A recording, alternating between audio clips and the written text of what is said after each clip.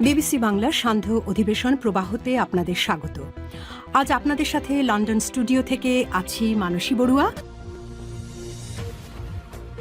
বাংলাদেশের সর্বশেষ গুরুত্বপূর্ণ আপডেট সংবাদে আপনাকে স্বাগত। শুরুতেই সংবাদ শিরোনাম, পরে বিস্তারিত। প্রথমেই জানাবো আমাদের হাতে থাকা সর্বশেষ গুরুত্বপূর্ণ সবথেকে তাজা আপডেট সংবাদ। দেশে এমন জানাজা আগে কেউ কোনোদিন দেখেনি। অনুষ্ঠিত হল দেশের প্রথম নারী প্রধানমন্ত্রী এবং মুসলিম বিশ্বের দ্বিতীয় নারী সরকার প্রধান বেগম খালেদা জিয়ার নামাজ জানাজা। এই জানাজায় জনসমুদ্র শব্দটিও যেন বিশালতার কাছে হার মেনেছে, কেননা যেদিকেই চোখ যায় সেদিকেই শুধু মানুষের মাথা। শোনা গেছে প্রায় 1 কোটি মানুষের উপস্থিতি হয়েছিল। এরপর জানাবো খালেদা জিয়াকে 3 বাহিনীর গার্ড অব অনার। রাষ্ট্রমর্যাদায় সাবেক প্রধানমন্ত্রী বিএনপি চেয়ারপারসন খালেদা জিয়াকে গার্ড অব অনার প্রদান করেছে সশস্ত্র বাহিনী। আজ বিকাল 4:55 রাজধানীর জিয়া উদ্যানে খালেদা জিয়াকে রাষ্ট্রীয় সম্মান জানানো হয়েছে। এরপর তার স্বামী সাবেক রাষ্ট্রপতি জিয়াউর রহমানের কবরের পাশে সমাহিত করা হয়। এদিকে খালেদা জিয়ার মৃত্যুর দায় শেখ হাসিনা মুক্তি পেতে পারে না বললেন নজরুল ইসলাম খান। সাবেক প্রধানমন্ত্রী খালেদা জিয়ার মৃত্যুর দায় থেকে আওয়ামী লীগের সভাপতি শেখ হাসিনা মুক্তি পেতে পারে না বলে অভিযোগ করেছে বিএনপির জাতীয় স্থায়ী কমিটির সদস্য ও খালেদা জিয়ার দীর্ঘদিন রাজনৈতিক সহকর্মী নজরুল ইসলাম খান। আজ জাতীয় সংসদের দক্ষিণ প্লাজায় অনুষ্ঠিত জানাজার আগে দলের পক্ষ থেকে এই অভিযোগ করেছেন তিনি।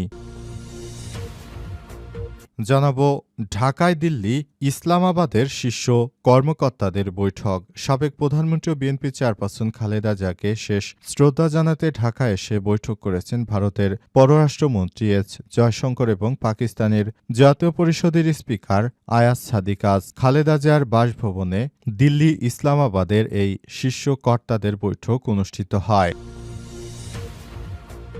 এবং সর্বশেষ জানাবো 1 সপ্তাহের মধ্যে দ্বিতীয়বার বঙ্গোপসাগরে ক্ষেপণাস্ত্র পরীক্ষা ভারতের। বঙ্গোপসাগরে স্বল্প সময়ের ব্যবধানে দেশীয় প্রযুক্তিতে তৈরি 2টি পোলয় ক্ষেপণাস্ত্রর সফল পরীক্ষা চালিয়েছে ভারত। মূলত তারা বাংলাদেশকে ভয় দেখাতে চায় বিদায় বাংলাদেশের উপকূলীয় এলাকার কাছাকাছি এই ধরনের ক্ষেপণাস্ত্র পরীক্ষা চালাচ্ছে ভারত বলে অভিযোগ করেছে অনেকেই। তবে বীর বাঙালি এ সমস্ত অস্ত্রর কোনো কিছুকেই ভয় পায় না, কারণ তারা স্বাধীনতা অর্জন করেছে রক্ত দিয়ে হলেও স্বাধীনতা রক্ষা করতে প্রস্তুত এদেশের 18 কোটি মানুষ। প্রিয় দর্শক, এতক্ষণ শুনছিলেন সংবাদ শিরোনাম, এবারে বিস্তারিত।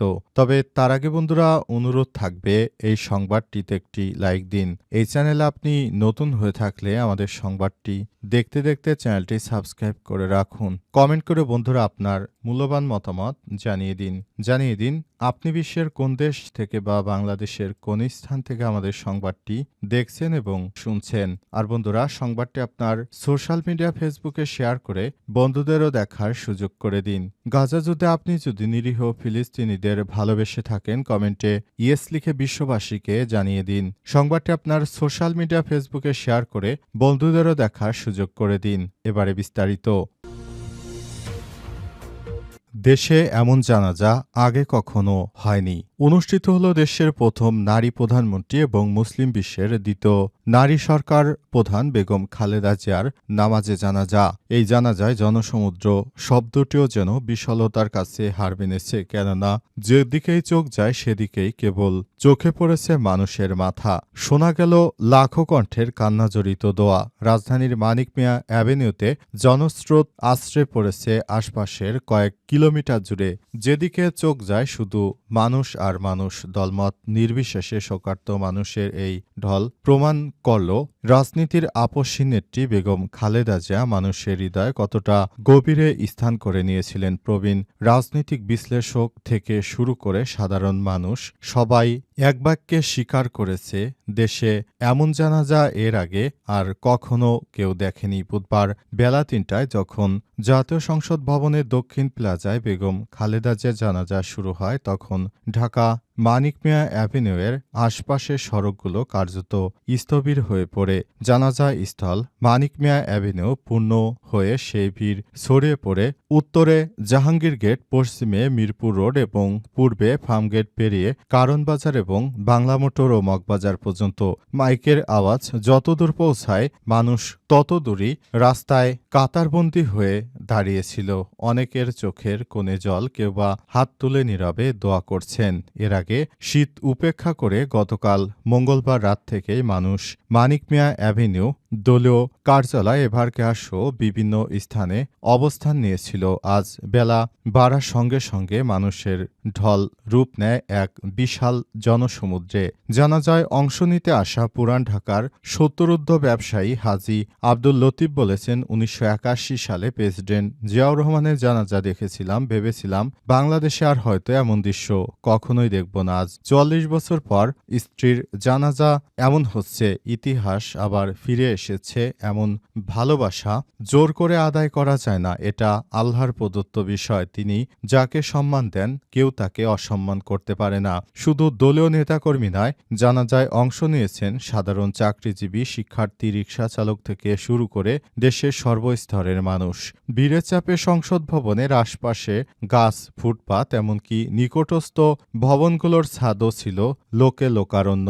জানাজার ঠিক আগ মুহূর্তে খালেদা জিয়াকে নিয়ে বিএনপির স্থায়ী কমিটির সদস্য নজরুল ইসলাম খানের কান্নাজড়িত বক্তৃতার মধ্য দিয়ে সবকিছু শুরু হয়। খালেদা জিয়াকে ৩ বাহিনীর গার্ড অব অনার।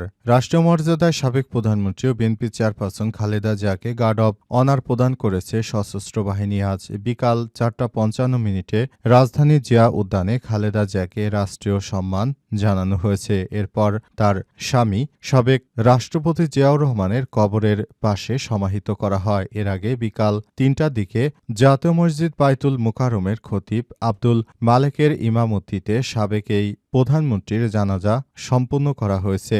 বিকাল ৩টা ২ জানাজা নামাজ শুরু হয়ে শেষ হয় ৩টা ৫ সময়। রাষ্ট্রপতি মোহাম্মদ শাহাবুদ্দিন চুপ্পু, প্রধান উপদেষ্টা অধ্যাপক ড মোহাম্মদ ইউনূস ছাড়াও অন্তর্বর্তীকালীন সরকারের উপদেষ্টা সহ ৩ বাহিনী প্রধান উপস্থিত ছিলেন।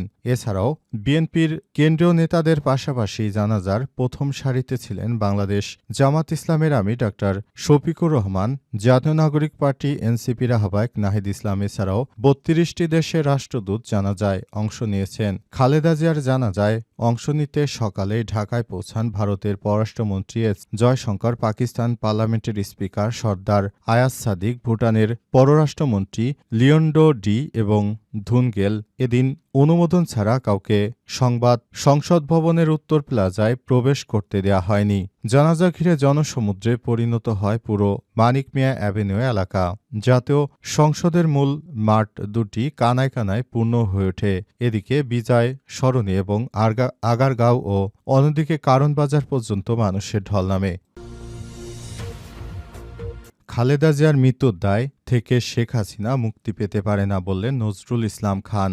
বিএনপির জাতীয় স্থায়ী কমিটির সদস্য নজরুল ইসলাম খান বলেছেন, বিএনপির চেয়ারপারসন খালেদা জিয়াকে দীর্ঘদিন ধরে কারাগারে বন্দী রেখেছিল স্বৈরাচার খুনি শেখ হাসিনা ফ্যাসিস্ট, কিন্তু এর দায় কোনোভাবেই এই স্বৈরাচারী সরকার এড়াতে পারে না। তিনি বলেছেন, এই স্বৈরাচারী সরকার যেভাবে বাংলাদেশটাকে এতদিন শোষণ করেছে, খালেদা জিয়ার মতো একজন আপসহীন নেত্রীকে এভাবে বন্দী করে রেখেছিল, এর কোনোভাবে দায় এড়ানো সম্ভব নয়। সমস্ত দায়ভার হাসিনাকে নিতে হবে, কারণ শেখ হাসিনা এই ধরনের অপকর্ম করে তারপর বিএনপি চেয়ারপারসন বেগম খালেদা জিয়াকে আটকে রেখেছিল, কিন্তু কোনোভাবেই বিএনপির চেয়ারপারসনের জনপ্রিয়তা কমিয়ে রাখতে পারেনি শেখ হাসিনা। দীর্ঘদিন ধরে প্রায় ১৭ বছর ধরে তাকে জেলে রাখার যে মাস্টার প্ল্যান করেছিল হাসিনা, এর থেকে এবার শেখ হাসিনা সব থেকে বেশি অপমানিত এবং লাঞ্ছিত হয়ে দেশ ছেড়ে পালিয়ে যেতে বাধ্য হয়েছে। তাই বলতে চাই, শেখ হাসিনা ফ্যাসিস্টের